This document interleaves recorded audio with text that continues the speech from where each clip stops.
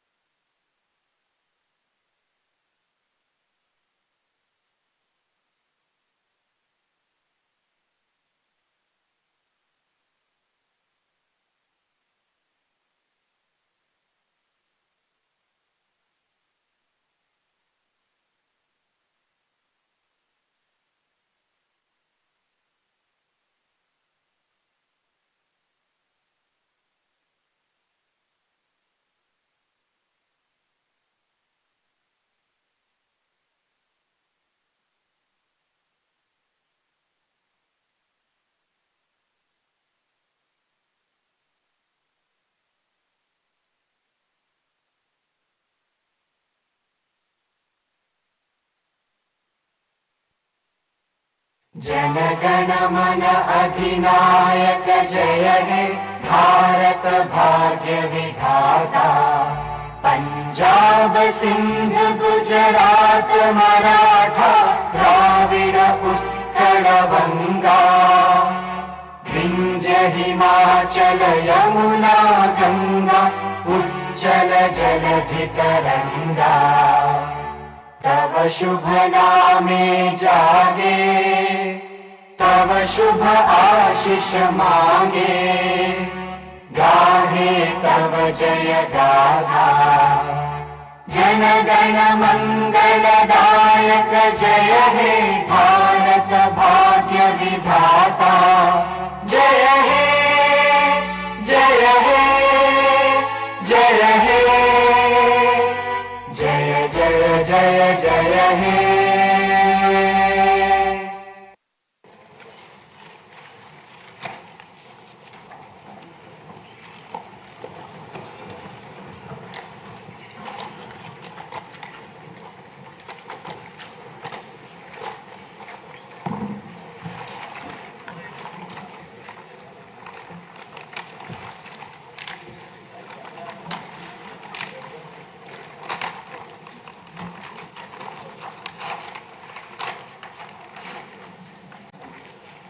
Honorable Chairman,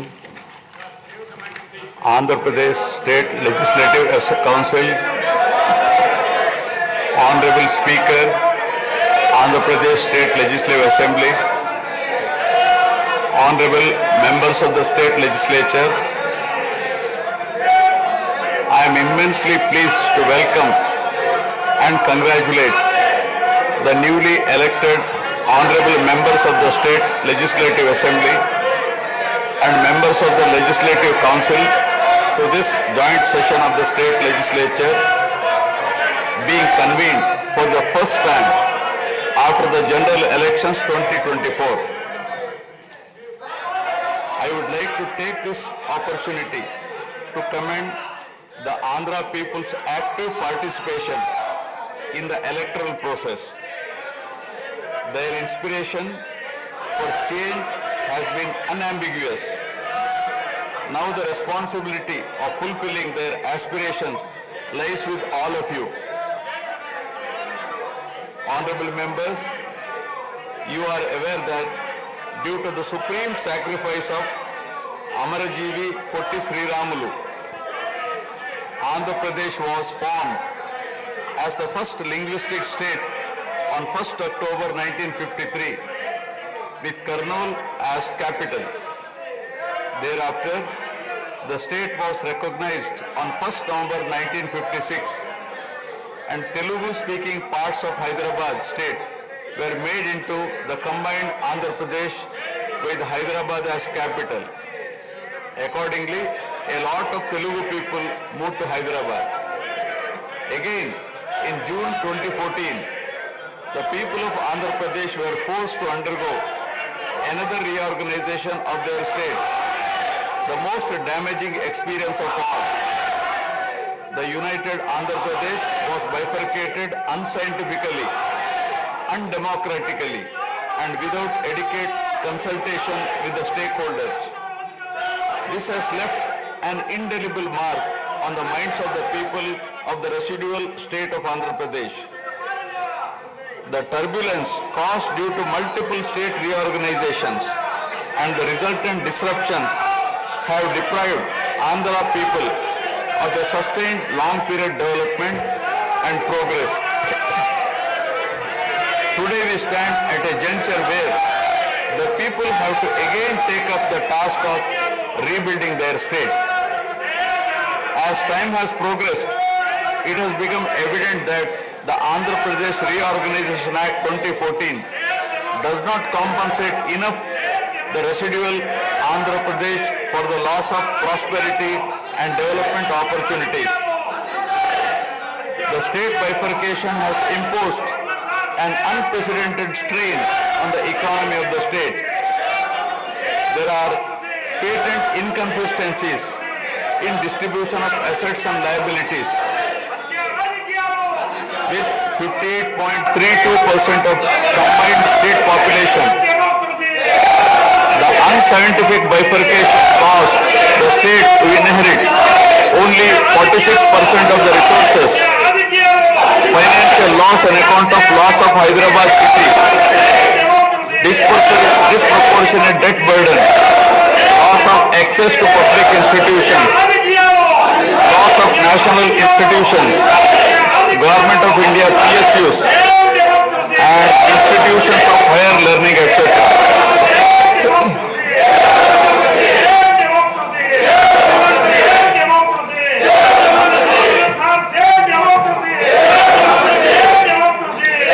One can see that scientific criteria for apportionment were not adopted, while the residual state inherited huge revenue deficit. Debt was shared on population basis, assets on location basis, power sharing on consumption basis, and worst of all, educational institutions with no basis. All these factors led to the structural change in economy with reduction of service sectors from 51% to 44%. The per capita income too fell from 1,06,176 for the combined state to rupees 93,121 for AP. Notwithstanding the adverse impact of the state bifurcation and undaunted by challenges such as budgetary constraints, infrastructural deficiencies and unresolved issues, the government converted every crisis into an opportunity during the period 2014 to 19. The government had laid a solid foundation for a vibrant, sunrise Andhra Pradesh. The then government focused on the inherent strengths of the successor state of Andhra Pradesh, its 974-kilometer coastline, providing opportunities for port-led development and requisite environment for manufacturing activities. The fertile river plains supporting agriculture and allied activities, the passing of 3 industrial corridors through the state, rich natural and human resources. A reflection on the state's performance during the 5-year period of 2014 to 19 gives a clear picture of the balancing act between development and welfare. Completion of prestigious Pattasima project by linking of rivers Godavari and Krishna in a short time of 1 year. Completion of 72% of Polavaram project so that it could be made fully operational by 2021. Prioritization of other irrigation projects, drought proofing measures, real-time governance, development of Amaravati region through land pooling, construction of new secretariat and legislature building are a few examples worthy of mention. All the milestones achieved during 2014 to 19 were possible because of the visionary leadership of Sri Nara Chandrababu Naidu, the Honorable Chief Minister of Andhra Pradesh. In this regime, the state marquee FDAs like Kia Motors, emerging as number one state continuously in ease of doing business rankings.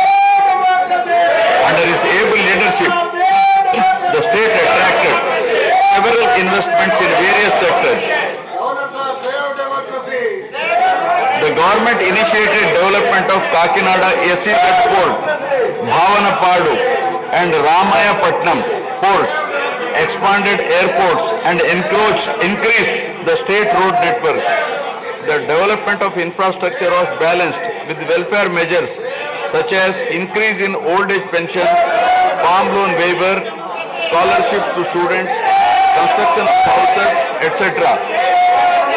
These development and welfare measures led to compound annual growth of 13.5% between 2014 to 19. While the state was set to take off on the path of high growth, the change of regime in 2019 again brought back the disturbing times for the nascent Andhra Pradesh. The state that already bore front of bifurcation in 2014 was rather unfortunate to have witnessed yet another bigger debacle in the form of inept governance, where the people were threatened and officers demoralized. In fact, the damage and losses during the period 2019 to 24 have been more severe compared to the state reorganization in June 2014. The government that assumed charge in 2019 started a destructive note with demolition of Praja Vedike that continued unabated till the end of the regime 2024. During this regime, democracy was at peril. People were in a state of fear and hardly enjoyed any freedom of living.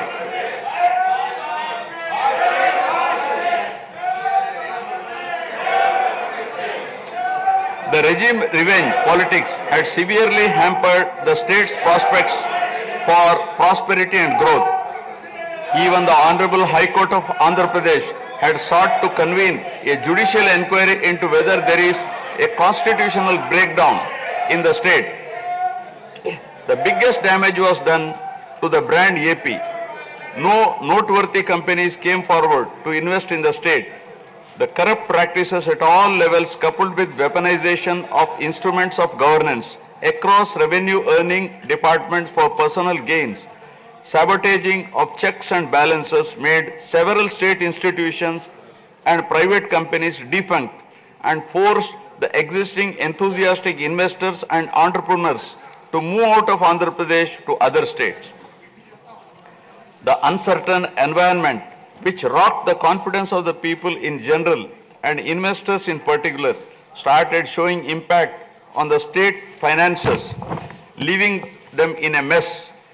Fiscal prudence was abandoned. Expenditure was beyond means in spite of limited revenue growth, and debt and liabilities rose sharply. Financial management is manifested by diversion of funds, higher taxation despite high inflation, increase in power sector liabilities, neglect of capital expenditure which eventually resulted in slowing down of the economy. The enormous gap in resources was sought to be met repeatedly by borrowings through corporations and forcing them to spend on government expenditure, and in the process weakening the corporations.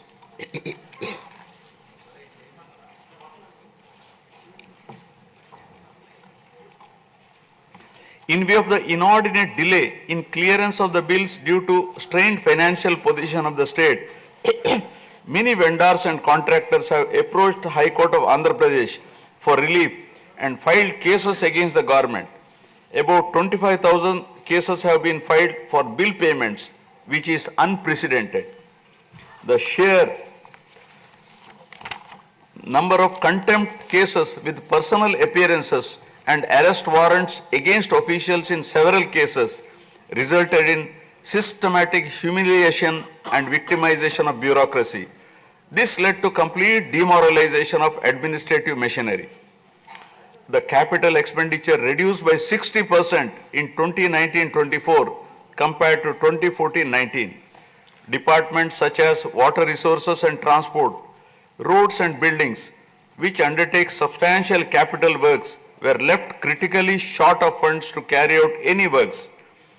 The capital expenditure on water resources has reduced by 56%, and that on roads and buildings by an alarming 85% during this period. The compound annual growth rate of states-owned tax revenue slipped from 12.8% to 8.1% during this period. On the other hand, the revenue expenditure increased from 7.8% to 10.5%, whereas the capital expenditure growth declined steeply from 26.4% to 3.4%. Lower share of capital expenditure to public debt occurred during the period 2019 to 24 is a clear indicator that the government met revenue expenditure also through borrowed funds. The CAGR in per capita debt has been higher at 14%, while the CAGR in per capita income is only 9.7%. This reflects the fiscal profligacy of the previous regime as no capital formation took place. The Amaravati capital region, envisioned as the focal point of growth for the nascent state of Andhra Pradesh, was totally destroyed. With an attempt to scrap the Amaravati dream, the government confused the people with its malicious three capital cities idea under the guise of decentralized governance. During the period 2019-24, no irrigation project, no industries, no infrastructure relating to roads, buildings, hospitals, drinking water was taken up. Cancellation of MOUs in energy sector and other infrastructure projects further demonstrated the negative attitude of the government. Such disastrous decisions, unmindful of consequences, have led to unrest among the youth and job aspirants. Prevalence of uncertain environment has eventually led the youth towards addiction of illegal substances, causing a drug menace. The mental unrest and agony were not limited to the geographical boundaries of the state. The Telugu speaking people all around the world were upset and demoralized by the uninspiring deeds of the government. They anxiously and desperately waited for a change in governance that would take them forward in the 21st century. The progressive public policies of the AP government during 1996 to 2004 have today led to empowerment of Telugu people globally, enabling them to be amongst the highest earning Indian diaspora. The condemnation of demolition approach of the previous government by the people of the state, NRIs and other supporters, culminated in a change in government. A huge and historic mandate has been given to the NDA, hitting an unprecedented 93% strike rate, thus reaffirming faith in democracy.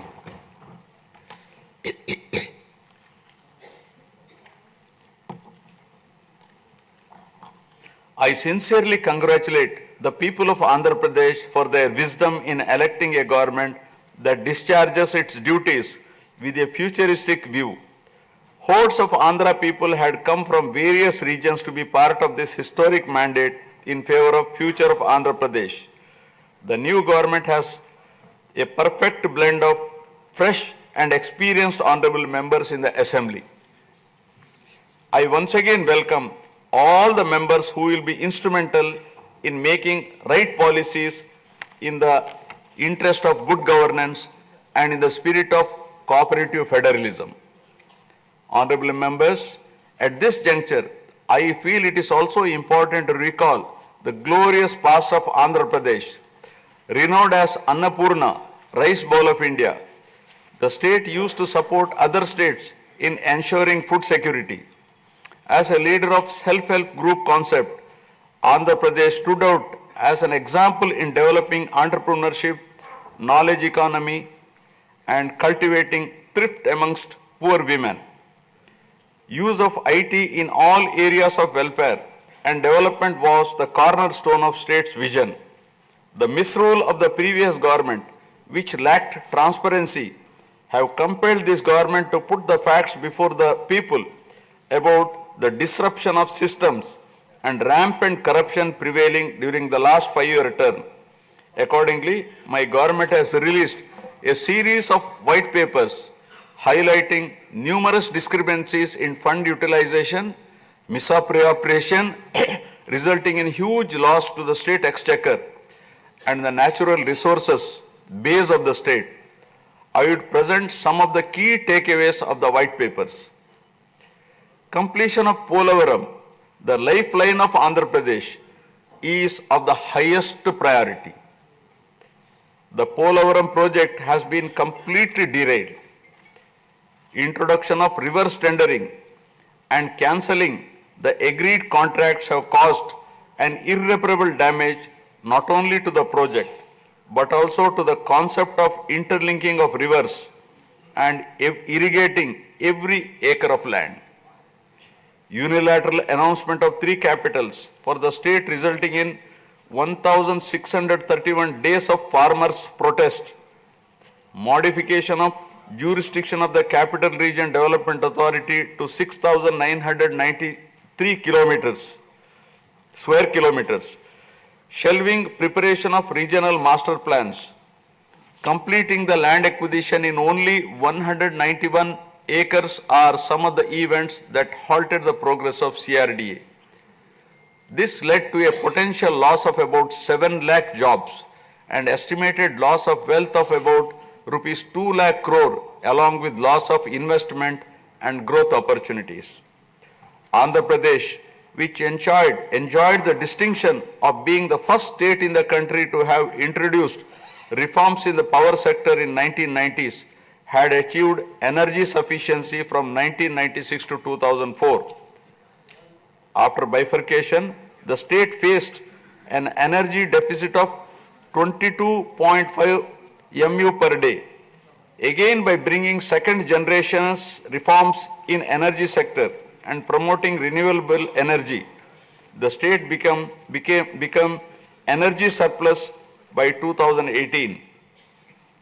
The state has witnessed an irreparable damage in the recent past. State energy sector has also suffered huge losses to the tune of rupees 1,29,503 crores during the period 2019 to 24. Misappropriation of natural resources such as land, mines and minerals and forests has been widespread. Land grabbing, misappropriation in allotment of house site pattas, violations in land allocation, assignment of land to ineligible beneficiaries, and Resurvey and AP Land Titling Act 2023 have completely eroded the confidence of the people during 2019-24. Put together, an amount of rupees 35,576 crore covering 1.75 lakh acres has been estimated as a loss, and the fundamental right of the people to own their property was affected. Looting of sand and mineral wealth is another area that resulted in huge loss to the exchequer and involved corruption. My government has initially estimated that an amount of rupees 19,000 crore has been lost due to illegal activities in these areas. Due to the unfriendly sand policy, 20 lakh construction workers have become unemployed. Due to the inefficient, inappropriate policy making and laxity in enforcement during the periods 2019-24, a cumulative loss to the tune of 9,750 crore has been incurred in mineral revenue. Huge damage has been done to environment. Smuggling of precious red sanders from forests has taken place with the revenue from the sale of red sanders dropping from rupees 1,623 crore in 2014-19 to rupees 441 crore in 2019-24. The destruction of mangrove forest land and Rishikonda Hill in Vishakhapatnam have also damaged the state's heritage and culture. The government misused law and order machinery during 2019-24 by harassing dissenting voices. There was rise in crime against women, children, atrocities on innocent people, especially the SC, STs and other vulnerable sections. The people lost faith in the government's ability to maintain rule of law.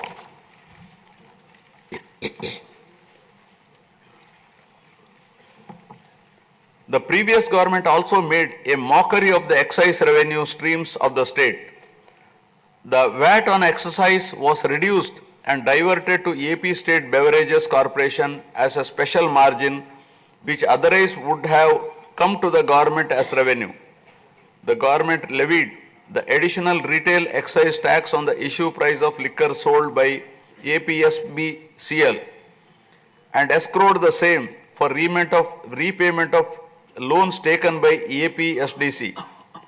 While the APSBCL started supplying low quality liquor and introduced unknown brands at significantly higher rates, there was increase in black money due to smuggling of IMFL across the border districts.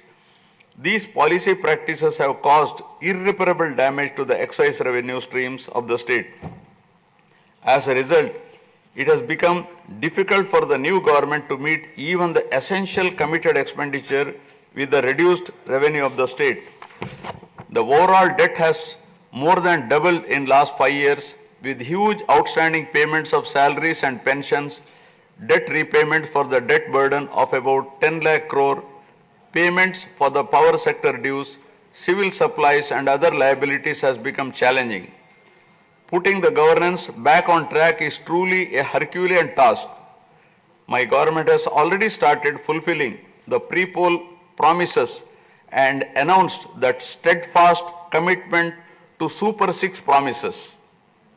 My government has launched its trademark people-centric governance soon after assuming office with a series of measures such as announcing a mega DSC for filling up 16,347 teacher vacancies, abolishing the Land Titling Act, enhancing social security pensions to rupees 4,000, organizing a skill census, and reopening the Anna canteens to provide food for the poor at a very nominal rate of rupees 5 and supply of free sand. My government will initiate other important measures also. I am sure my government under the able and proven leadership of Shri N. Chandrababu Naidu Garu, the Honorable Chief Minister of Andhra Pradesh, and Shri Pawan Kalyan Garu, Honorable Deputy Chief Minister, with complete support of Shri Narendra Modi Garu, Honorable Prime Minister of India, will make all-out efforts in fulfilling the aspirations of the people for developing the state. Initiating the process, the Honorable Chief Minister visited New Delhi to meet the Honorable Prime Minister and other union ministers concerned and apprise them of the grim financial situation. During the visit, special requests have also been made for hand-holding by the centre and extending liberal support to the state. I appeal to the people of the state to understand the current alarming financial situation and cooperate with the government in rebuilding the state. The massive destruction which resulted in huge loss of natural resource base and human value system really makes the reconstruction process difficult and time-taking one. To assess the complete loss, plan for resource mobilization and development is a cumbersome task. It requires collective thinking, extensive discussions with intelligentsia and academicians to explore ways to overcome the current crisis. It also involves finding ways to restart the entire development ecosystem through short, medium and long-term plans in the light of the new development paradigm of Viksit Bharat at 2047. The extent of real damage done to Andhra Pradesh in the last 5 years had not come in public discourse thus far. The misgovernance from 2019 to 24 created a trust deficit with regulatory authorities and damaged the brand of AP amongst investors. The people now given a strong mandate to the NDA to rebuild the brand AP and regain the trust. Honorable members, usually winning elections and assuming responsibility is a happy event. But now we are meeting in different and difficult circumstances. Perhaps for the first time in the country, the members are not in a position to rejoice and have the means to meet people's aspirations immediately. Keeping this in view, my government is proposing to go for budget after meaningful deliberations. With several issues relating to state bifurcation remaining unresolved, my government has taken initiative and visited New Delhi to meet the concerned in union government, including Honorable Prime Minister and also Telangana government, with an intent to quickly find amicable solutions. The resolve shown by the 5 crore people of the state to reinstate democracy and elect people-friendly government with an unprecedented mandate is required to be appreciated yet again at this hour of crisis to help the state to rediscover its past glory. I would like to conclude my speech with the inspiring words of Swami Vivekananda. I quote, "We are responsible for what we are, and whatever we wish ourselves to be, we have the power to make ourselves. If what we are now has been the result of our own past actions, it certainly follows that whatever we wish to be in future can be produced by our present actions. So we have to know how to act." Jai Hind. Jana Gana मन अधिनायक जय हे भारत भाग्य विधाता। पंजाब सिंध गुजरात मराठा द्राविड उत्कल बंगा। विंध्य हिमाचल यमुना गंगा उज्जल जलधि तरंगा। तव शुभ नामे जागे, तव शुभ आशीष मांगे। गाहे तव जय गाथा, जन गण मंगलदायक जय हे भारत भाग्य विधाता। जय हे जय हे जय हे जय जय जय जय हे।